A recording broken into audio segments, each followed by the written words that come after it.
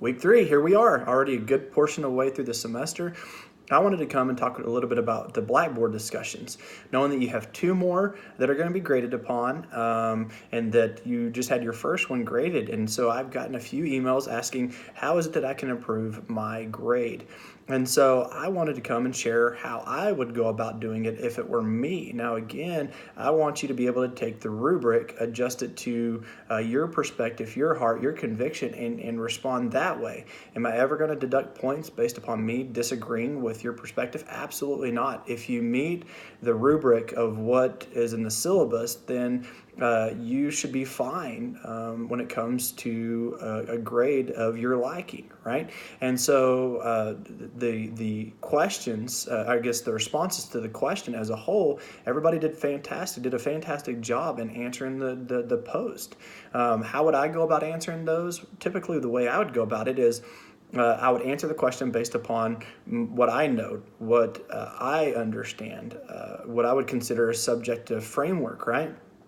And then what I would do is I would bring objectivity into that subjective view to validate that. So would it be a scripture? Would it be a text? Would it be research? What would it be outside of what just I'm saying that really can validate what I'm saying to be true, right? And so I would say something and then I'd bring in a text to validate what I'm saying. And then I would look for an application. How would I take what it is that I just communicated and express it into ministry? How would I utilize that in a way to help hurting families, hurting marriages? And so that's the way that I would go about answering the questions if it were me in this class. Again, you don't have to take that and utilize it. But again, I know that sometime within the classes that I've taught, I've always get the question of how would you go about answering that? And so I didn't know if that'd be helpful. Hopefully it is. And if it's not, then just disregard it. But again, go back to the rubric and see what it is that you're going to be graded upon. And so I follow that rubric in how I grade. And so not only that you respond to the post,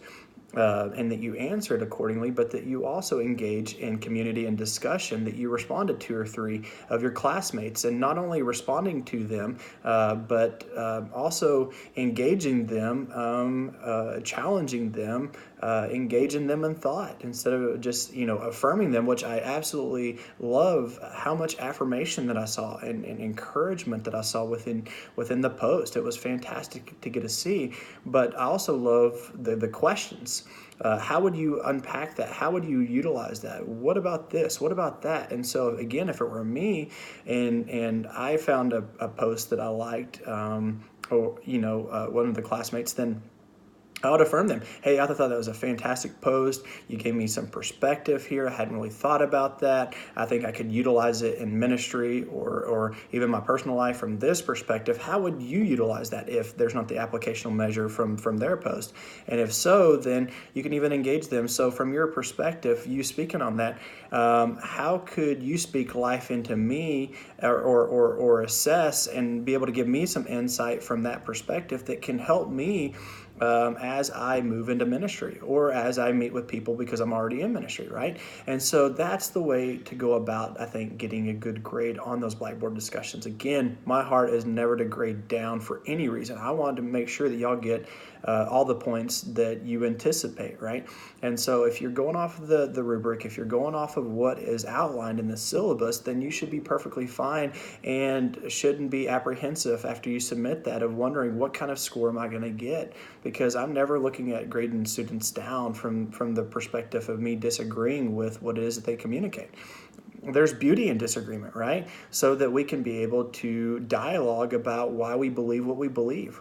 And as a result, we can either agree to disagree. There can be some insight of why I believe this. Oh, I hadn't really thought about that from that perspective. Oh, that makes sense. Okay, well, let me think about that a little bit more. And that's what these discussion boards and the heart behind them, a lot of what you would get in the classroom, yet being distant, distant learning, online learning, is how do we engage each other I love the way that Kings say it. They say, taking the distance at a distant learning, right? So that we can come and we can engage each other in learning, because we're better when we're together, when we're learning from one another, when we, again, affirming each other and encouraging each other, but also when we have a question, to be able to ask that question. So if you say, I really like that post, then not only communicate the what, okay, the what was, I liked your post. But why did you like their post? And then not only that, but what's the application of how you're going to be able to utilize that to better yourself within your marriage, within the potential of the future relationships, within your ministry, within counseling. And so talk about the application. As you can tell, I'm very applicational.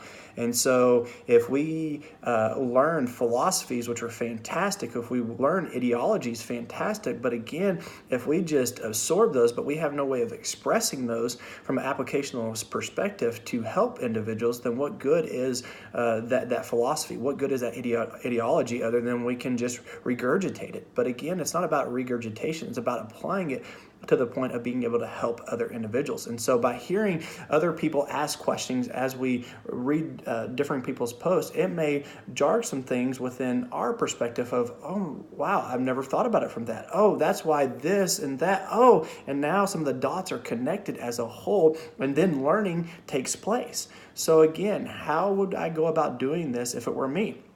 If I were answering the question, I'd answer it based upon what I know already, what insight I have, and not just going off of, okay, well, here's what the text says, so I'm going to take the text, I'm going to summarize it, and I'm going to submit it, okay? That's what I would consider the objectivity that needs to validate my subjectivity, what I already believe, what I already know to be true, okay? So take that, and even if it's a question that pertains to the text, then tell me what you believe, what you think, or even if it's, the marriage is frame A, frame H, frame M that the authors communicate. They communicate it like this. I hadn't really thought about it from that perspective. And so here are some of the parameters that I think could be benefit these individuals, and here's how it helped frame A marriages and couples, and here's how it help frame H couples. And then not only that, but what are some opportunities that even frame M could be benefiting from the insight and the revelations of coming and seeing someone like yourself? And so talk from an applicational standpoint. What does that look like? Don't just take the text, cut and paste it and expect that being the answer, but also tell me the application. Why do you think that that's a good response? Do you completely agree with the authors in the text? Do you disagree? And if so, again, that's the what, but why? Why do you agree? Why do you disagree? Because again, if we don't tell the why to the what and or how, then we'll never understand the heart behind why you're coming about answering that question from that perspective. And again, we can disagree in a lot with the what's, right? Here's what I believe. Okay, great. Why? It's a heart dynamic. And so when we're able to communicate our hearts, then as a result, we can learn, oh, okay, well, I haven't thought about it from that perspective. Well, does that mean I agree with it wholeheartedly? Maybe, maybe not. But again, if I can hear someone's heart behind what it is that they believe, then as a result, I can go back and say, okay, well, their heart is in the right place. And so, and as a result, it allows me to process a little bit. But when we just communicate from a what perspective, then that's when you see a lot of these disagreements, these argumentative type dialogues really take place, because what we're doing is just telling people our subjective frameworks instead of telling the heart behind it. In ministry, I had to have a lot of hard conversations, and I still do with a lot of the individuals that I see because of what it is that I get to do. And so what I learned at an early age is if I just communicate what the policy is or what the statute is based upon the state of Texas, then a lot of times that doesn't translate very well because people see that as unjust or unfair. And typically because of it being from a universal perspective of incorporating everybody, it doesn't fit within their framework, so they get frustrated. But if I can tell them the why behind the policy, behind the truth, behind the statute, then as a result, it helps them to process that what, and because of that, it goes a long way. When I'd only communicate the what, there would be a lot of frustrations being communicated over the phone or in person. But when I'd share the why behind it, then as a result, people were able to receive it from a different perspective.